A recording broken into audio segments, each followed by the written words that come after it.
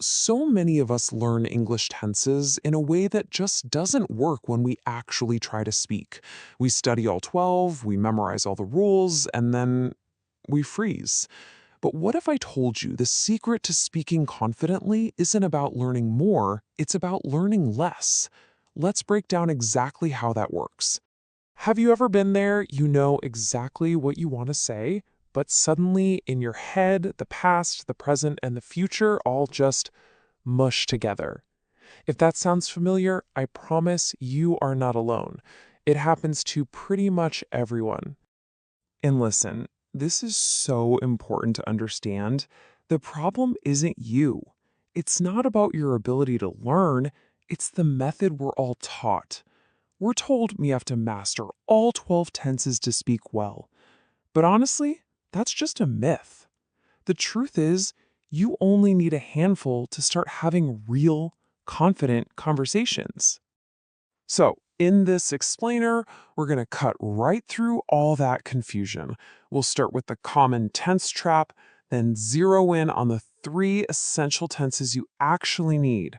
We'll see them in a real-life situation, fix a few common mistakes, test your skills with a fun little challenge, and finally, get you on a clear path to fluency. Okay, so let's get straight to the good stuff, the solution. Instead of trying to juggle 12 different tenses in your head, we're going to master just 3. You can think of these as the real workhorses of English. They cover the vast majority of our daily conversations, and they're your fastest ticket to sounding natural and clear. First up, we have the present simple. This is your absolute go-to for habits, daily routines, and things that are generally true. A great little pattern to remember is I usually. For example, I usually wake up at 7. Or a simple fact about yourself, like I work in a bank. It's all about those regular, repeated actions. Now, let's talk about a super common mistake. A lot of learners want to add the word am here, but you don't need it. For your routines, just use the main verb. So it's I work, not I am work. Seriously, it's a small fix, but it makes a huge difference in how natural you sound. Okay, let's move on to our second essential tense, the past simple. And this one is really straightforward. You use it for any action that started and finished in the past. Your key phrase to think of here is yesterday I. For example, yesterday I visited my friend, or last night I watched a movie. The most important thing to remember is that the action is over, it's done. And that brings us to the most common error with this tense, forgetting to change the verb to its past form. If the action is finished, the verb has to show it. So it's visited, not visit. Simple as that. And our third powerhouse tense is the present continuous. This one is so useful because it really does 2 jobs. First, it talks about things happening at this very moment. Just think, right now I'm, as in right now I'm learning English. And its second job is to describe temporary situations. For that, you can think, these days I'm like, these days I'm trying to speak more. Okay, you might want to take a mental screenshot of this slide. If you only remember one thing from this entire explainer, let it be this. Present simple is for habits, past simple is for finished actions, and present continuous is for what's happening now or just for a little while. This right here, this is your foundation. All right, that's enough theory. Let's see how this all clicks together in a real conversation. Imagine you're at a professional event and someone asks you what you do. How can you use just these 3 tenses to give a confident, complete answer? Well, you'd start by stating your job. I work in digital marketing. Simple, right? You're using the present simple because it's a general truth about you. It's what you do on a regular basis. Then, maybe you want to mention a recent accomplishment. You just switched to the past simple. Yesterday, I finished a big project. The action started, it ended, it's all in the past, it's complete. And to talk about what you're focusing on right now, you'd use the present continuous. These days, I'm helping a new client. This isn't your permanent job description. It's just what's happening in this current period. See how those three tenses work together to paint a full, clear picture?